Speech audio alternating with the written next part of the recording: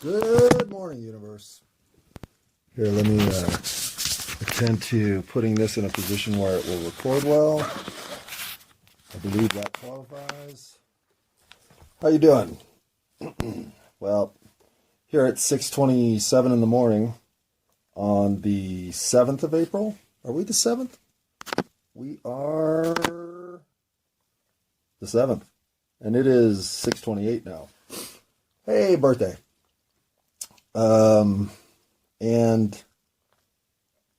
Man. Work. Okay. I work a job at the Home Depot, which is an American big box store that sells, well, originally was a hardware store, and now looks more like a Bed Bath & Beyond fucked a Walmart. But if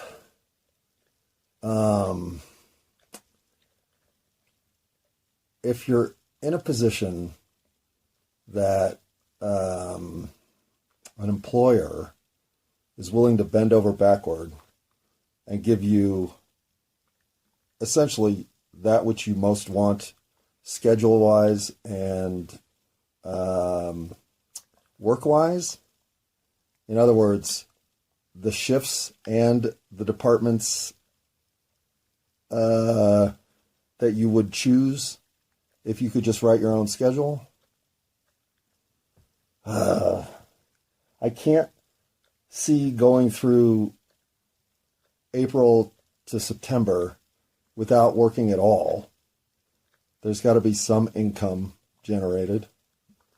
And other than some cosmic windfall of monetary origin, I don't know that I have any windfall available other than applying to work for a job.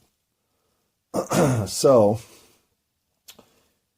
if they'll give me 16 hours a week on 2 days of work, one of which would be an overnight, so that my days were free for 6 out of 7 days, that'd be hard to pass up. Because schedule-wise, getting work that accommodates what I want to do this summer is going to be a little difficult. A little difficult. Meaning not simple or easy, but a little difficult. This would make it completely taken care of. No worries. Plus I know what I'm getting into. Plus there will be no surprises of unexpected nature. So it's also very stable. Simple and stable. But it also means that all the work I've put into my farewell project either goes on hold or goes to waste, which is disappointing. And I think my farewell project for this job might have been my best moment in this job. So to just randomly discard it, I hate to say it, but that part feels almost the worst. And, well, not almost the worst. That part would, if I left later and that part never completed, then I would feel bad about it. And I know I'm being elusive here because I think people at work are listening to this. So, that all said, the reason for getting on and recording this morning is because I literally flip-flop every 15 seconds as to which way to go here. There is no intuition. There are just a pile of knowns and a pile of unknowns. And whether I stay or go, the piles are different, but they're about equal. So 50-50 on this is exactly where I'm at. And I don't know who can give me advice as to what to do here, because if I ask my coworkers, they'll just say, of course, stay. And if I ask anybody with an adventurous spirit, they'll be like, well, why are you staying for a day? Just go.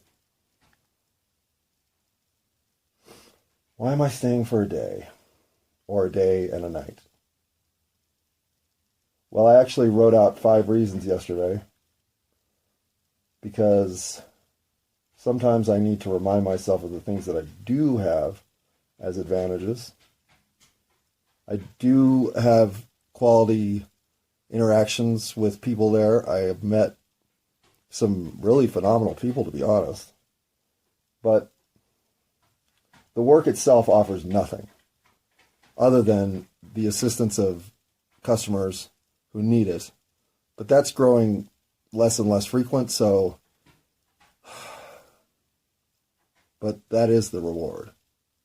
And I had customer interactions yesterday, 3 in a row, that were just phenomenal. But that was it. The rest of them were lackluster. But if you can get one phenomenal interaction with a random person at your job a day, well then yeah, that would qualify as worth working. Sorry about the dog walking around on the hardwoods.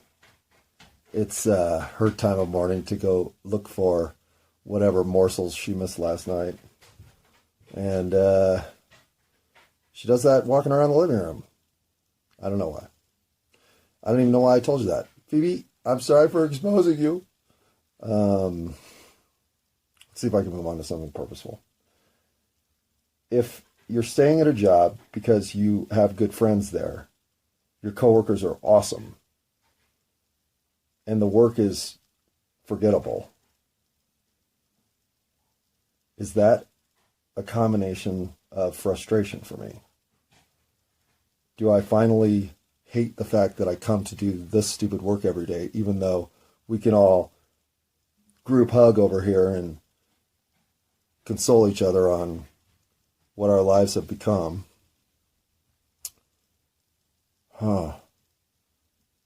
In some ways, I feel like if I stay, I send exactly the wrong message.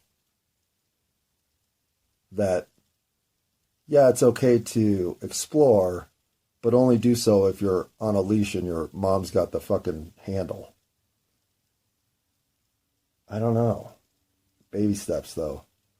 Why jump out of a frying pan directly into a fire if you can just look over the edge and determine whether or not that's a smart move?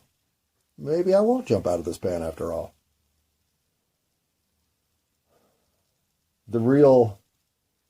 Well, all right. If I'm being honest, the reason to stay is one. And one only. It's an avenue, a conduit, a pathway toward connecting with my soulmate. That may disappear if I leave. I know that sounds crazy. How can that channel evaporate? And I don't have an answer, but it can. That much I know. So that risk, honestly, losing that,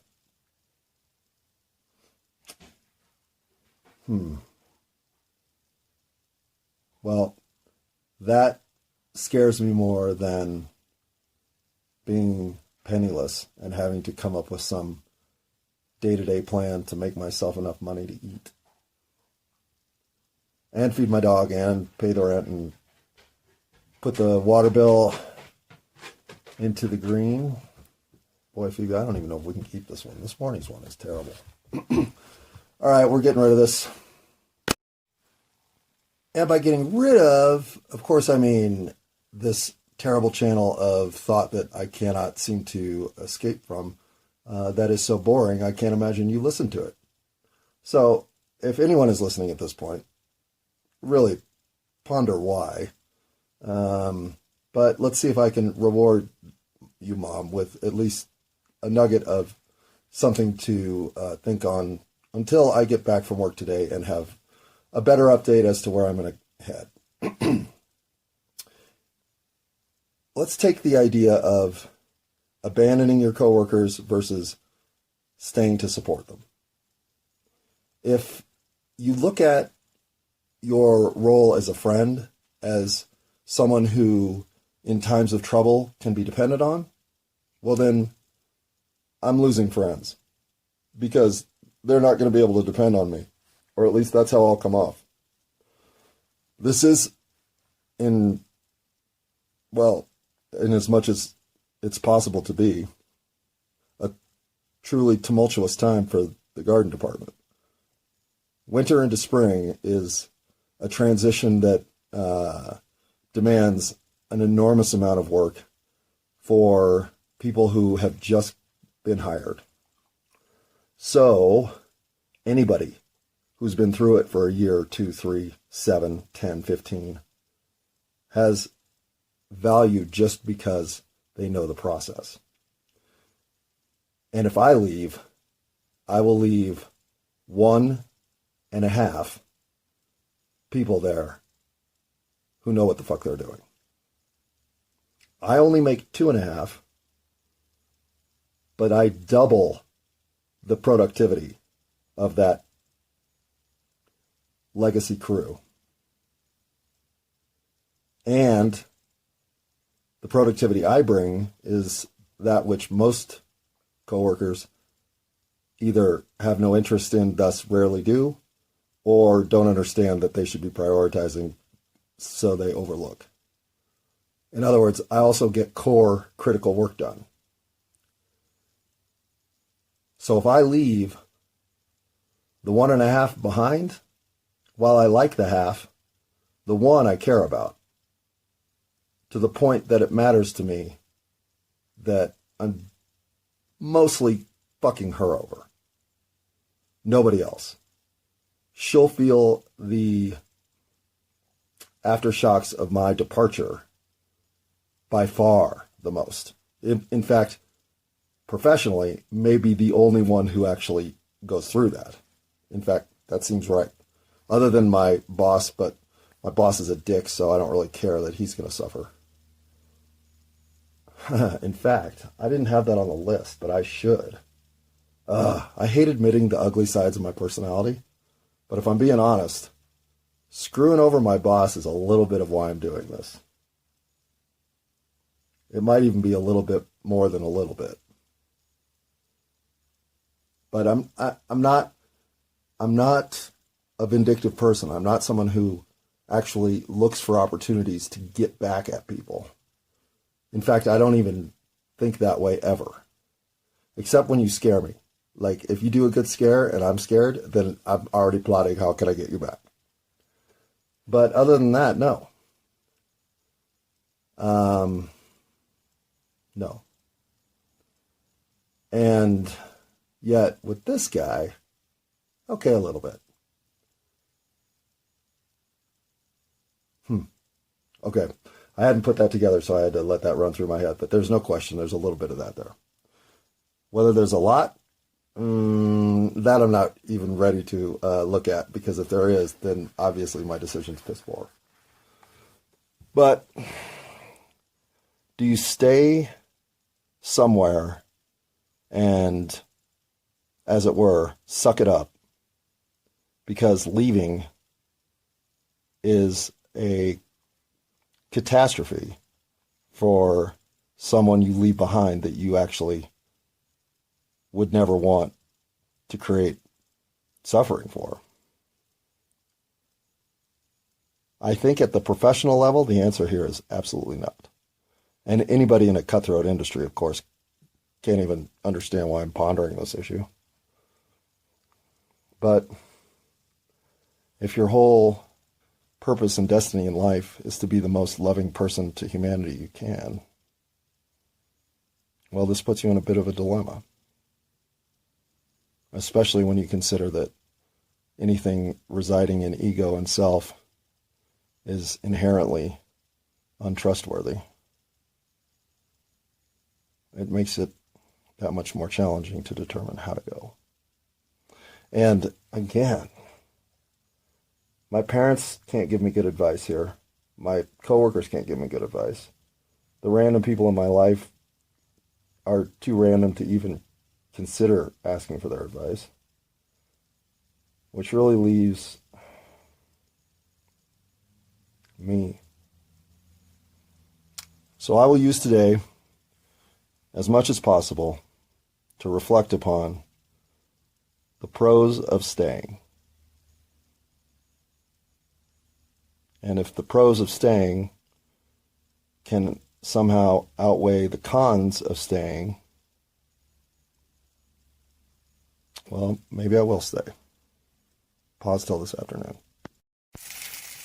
Hey, universe! You hear that? That's right! I'm cooking meat for my dog! Yummy! Oh, baby! Ooh, 3 bratwursts from the back of the freezer that we didn't even know were in there. Yummy for Phoebe! So, how's it going? I'm home from work. You know what? Pause. I'll wait till the bratwursts are cooked before we go further. But for you meat lovers out there, enjoy. Because this will be the last time ever. Pause. Okay, a little more gratuitous audio bratwurst porn. But only a little. Pause. Unpause. Oh, wait a second. I got a lot to do before I hit pause. I'm hitting pause, then I'm back. Why am I even talking? Should I start talking yet? You know, it's bad when you are 3 disjointed segments into a recording and you would purge 2 of them if you didn't have the level of no shame that I have. And no shame. I have experienced shame. It's not like I don't understand it. But getting to a point in life where you literally have no shame is as liberating a plateau on which to land as there is. Shame is a concept that if I hear it from others, I immediately try to disarm it. Shame is, maybe the worst bubble to trap yourself in. So, having no shame, I no longer know what those bubbles look like, but I do hear other people when they're trying to put themselves down as unworthy of something, or, well, karma just kicks me in the teeth because, well, I deserve it. I think, hey, buddy, I used to be you, and I can tell you, being you is not fun, because being this me, fucking great. Being the old me, fucking awful. So, why am I telling you this? Good question. Pause. Wait, does this make 4 sessions that I wish I could delete? We're in the midst of creating the worst podcast of all time. I would just like to say I did realize it, but I persisted thinking, if I'm going to do anything well, it's going to be this. Oh, why did I say that? Oh, the self-implied pressure I put on myself. Whew.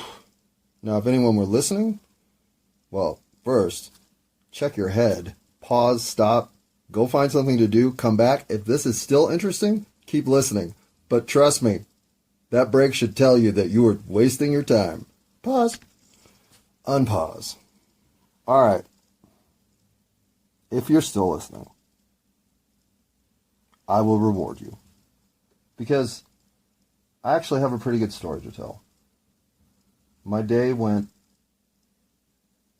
from the time I said I'll talk to you this afternoon forward.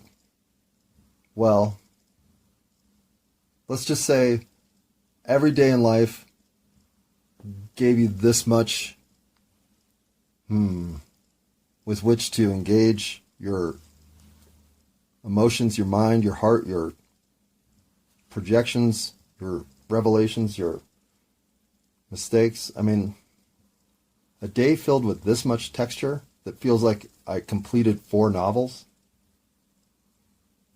I'm almost overrun with theme.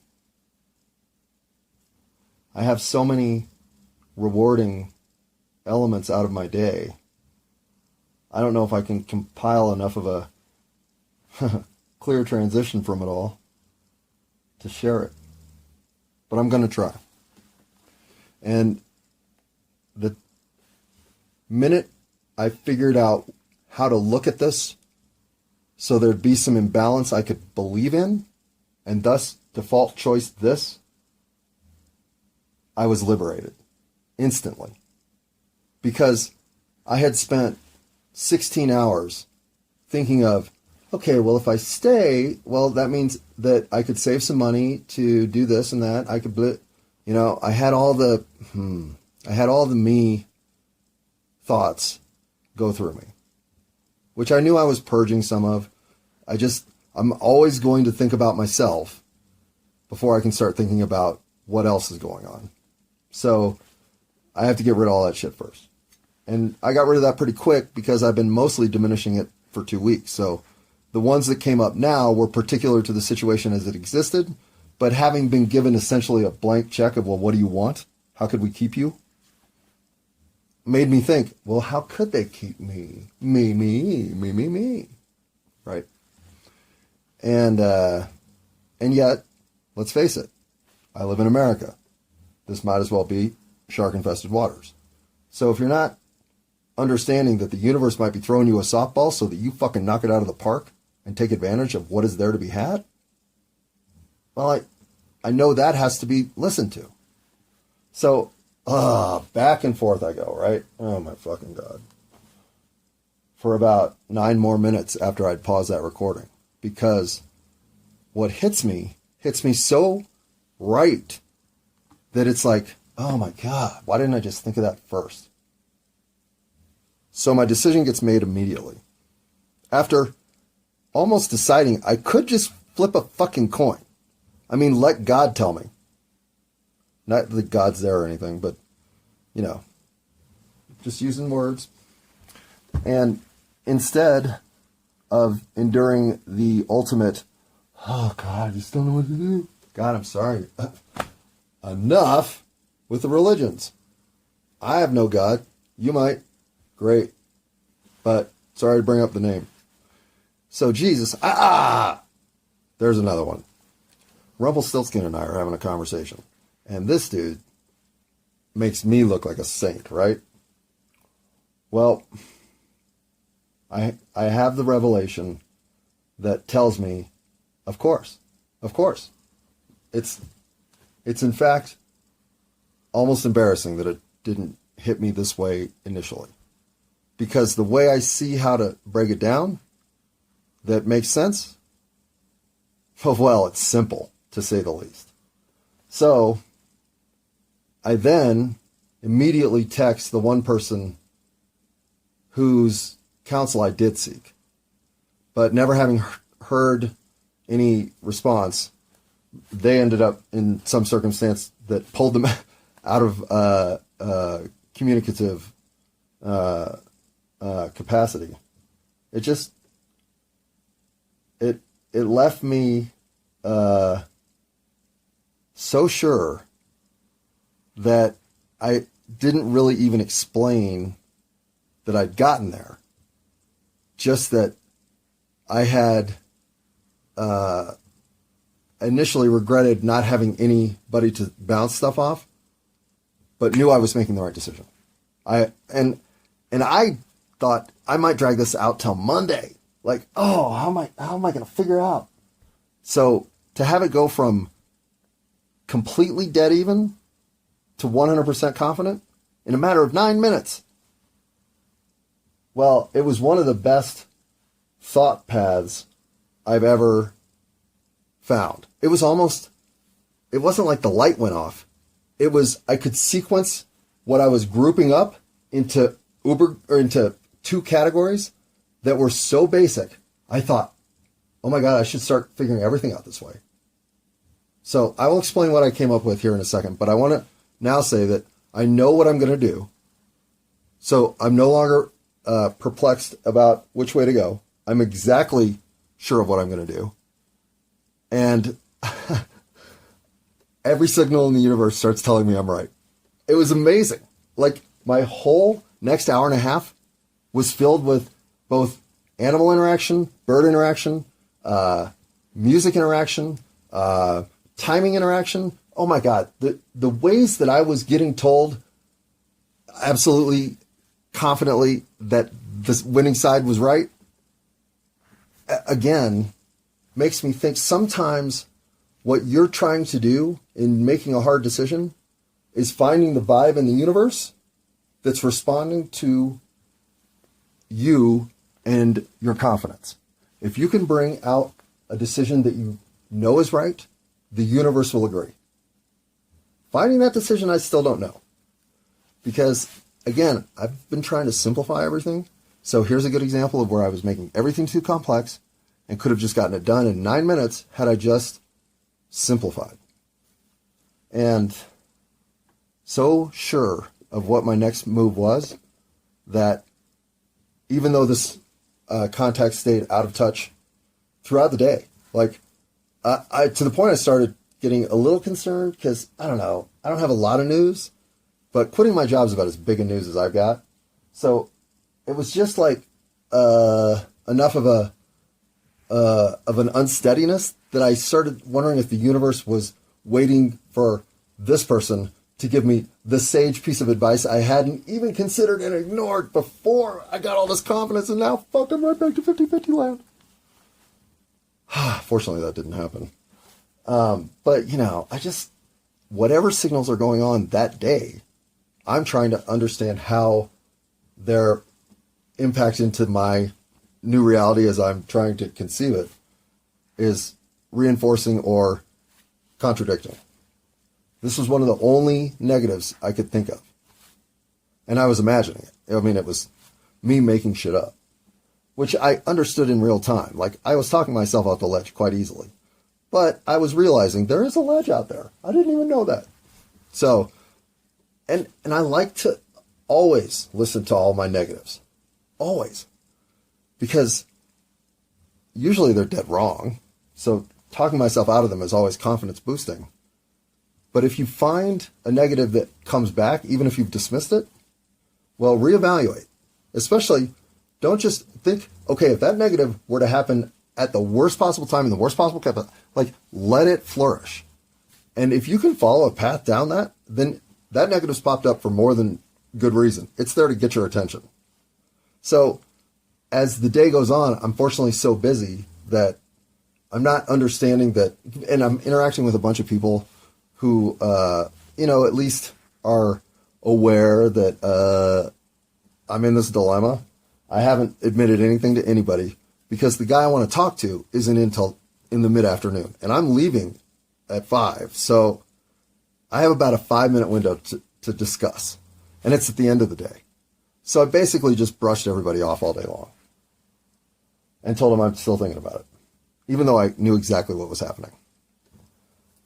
And when I get the chance to talk to the guy that needs to at least understand how I want to proceed, and if there's room to, negotiate, what do you got? Well, as we sit down, first of all, no, I have great respect for this guy. I've never really been in a position where somebody who is the quote-unquote leader of the group because they've gotten into the management position that has the most authority to fire. I've always found corporate America to be a cutthroat place to be. And do you know what ruined my first trip into this orange apron? Was how cutthroat I saw it was if you thought about going up the ladder.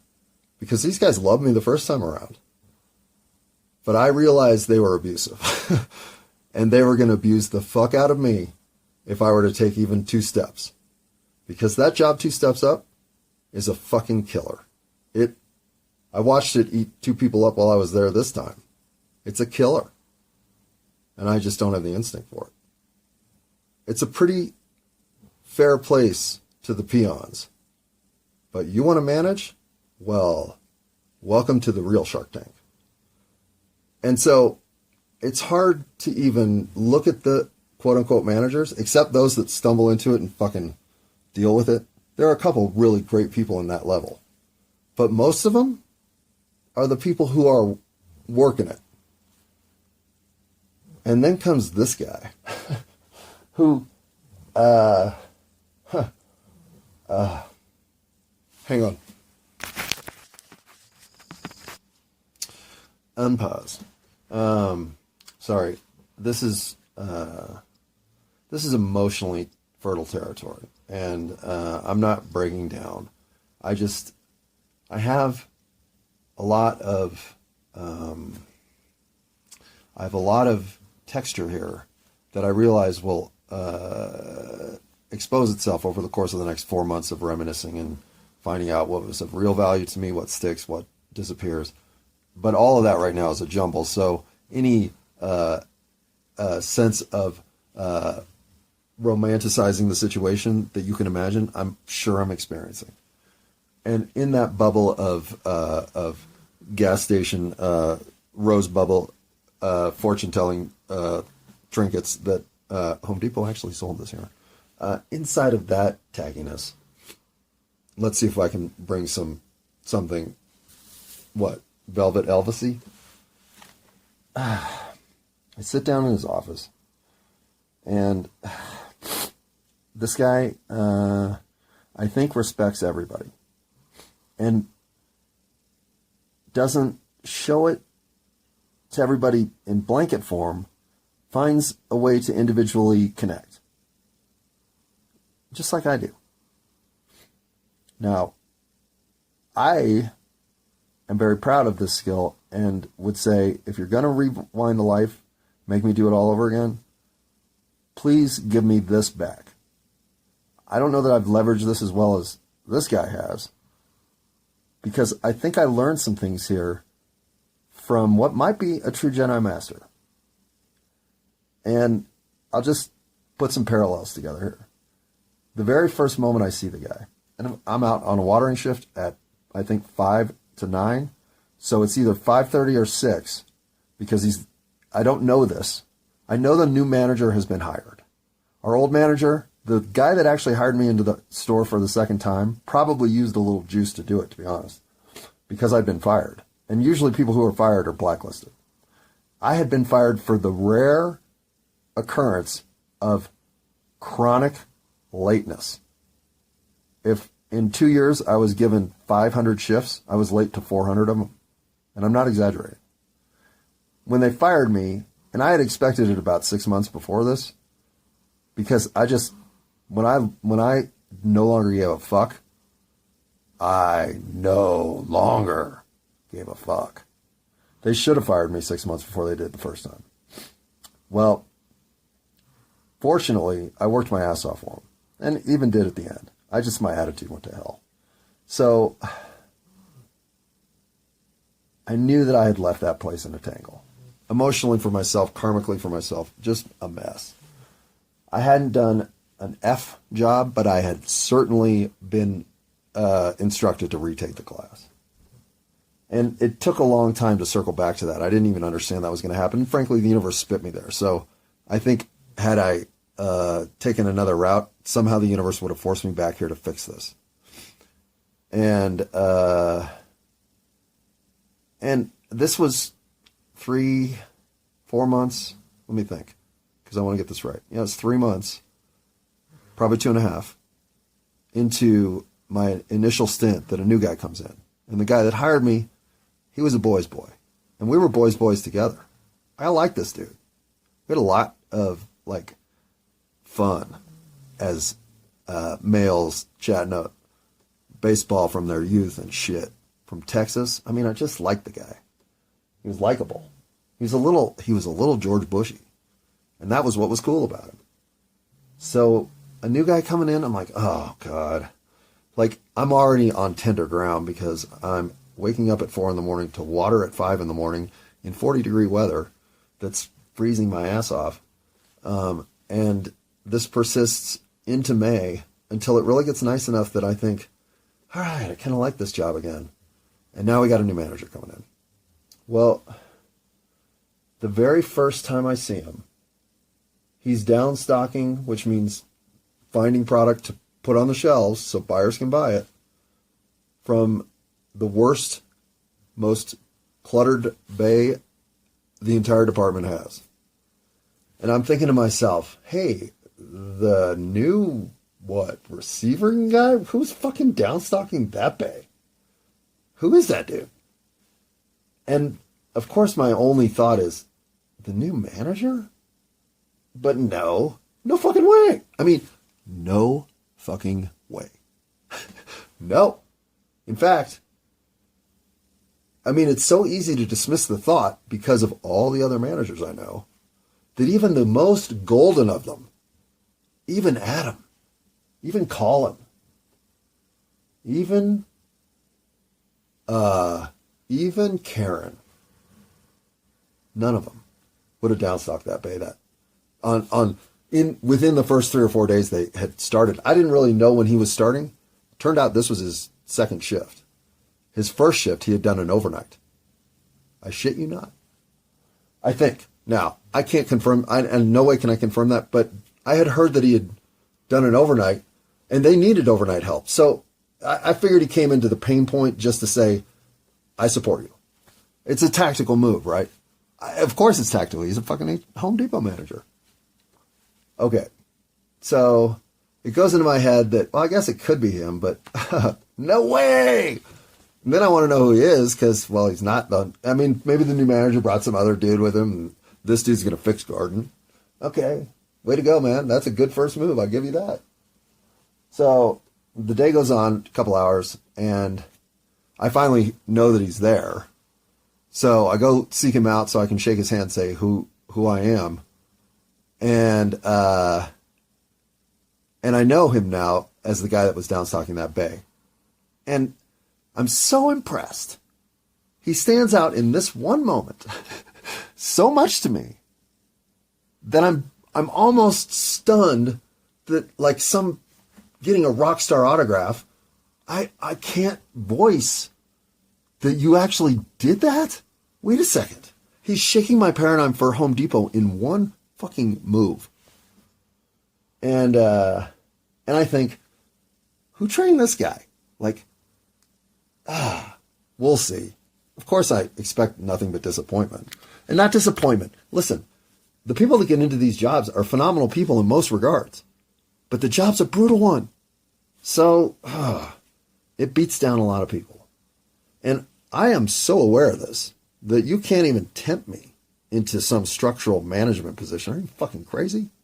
I can hold my shit together as a peon who doesn't get told a lot what to do but just does his job. Take it any further than that, and all of us are going to regret it.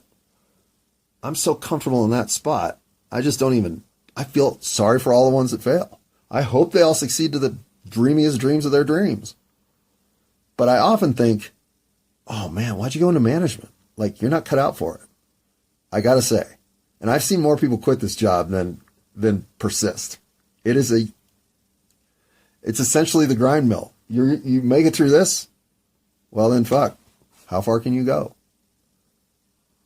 So I watch as the day goes on that this guy is doing the most valuable assist work for everybody he's working with. I'm like, wow. He's the store manager. Why isn't he sitting in his office calling people in to say how I want things done around here? And fuck, man, you're doing it right. What are you doing? So this persists through the rest of my relationship with him, to the point that I've told him many times, he is easily the best manager I've ever worked for. And I mean it every single time, and I don't say it often enough. So this is the guy that I'm entrusting will at least understand why I gotta go. And this is the guy,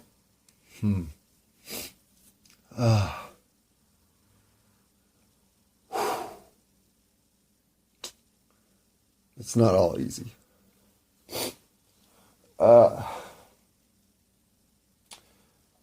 This is the guy who, in respect to the work that does matter, well, I feel like I'm letting him down the most. Because he's been nothing.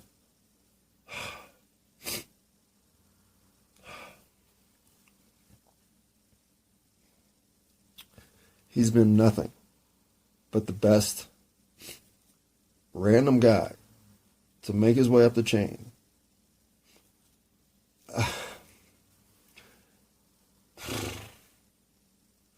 So, I have enough respect for him that I explain why and how and the next things I'm hoping to achieve in just the generic, because nothing I'm about to do is because it's about me. So there's really no explaining it. And he totally gets it. I mean,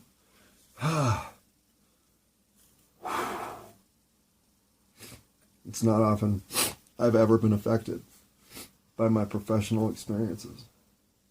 But that's how good a guy this is. So, his retorts are on point. I mean, it's like I'm telling my brother why I got to go do something. He's like, I totally get it. And I even dodge a couple of his questions because I don't really have answers for him. But I tell him I'm going to bring back meaningful answers. He deserves it. Sorry. Even in the moment of realizing that my decision to go is the right one, I feel like,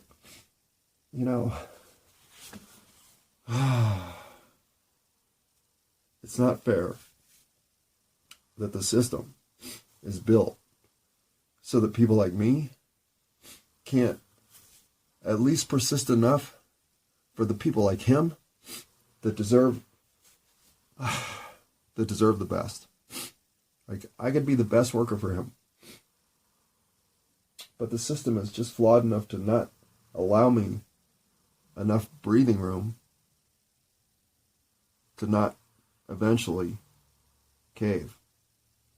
I can't support so much of what corporate America represents without it telling me to go do something better. So I gave it a year. I reevaluated, and I understood that everything about staying was about me. And that everything about going, that was about giving back to the universe.